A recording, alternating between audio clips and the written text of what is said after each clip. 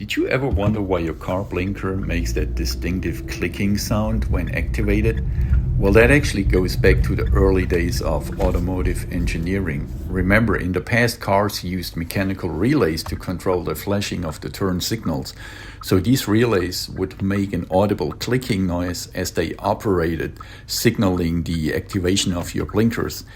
Even with modern technology, modern cars still incorporate that clicking sound because we're all used to that sound, although most of the cars don't use these relays anymore, but everybody knows how the blinker clicks, and we need that clicking so that we know that the blinker is on or off.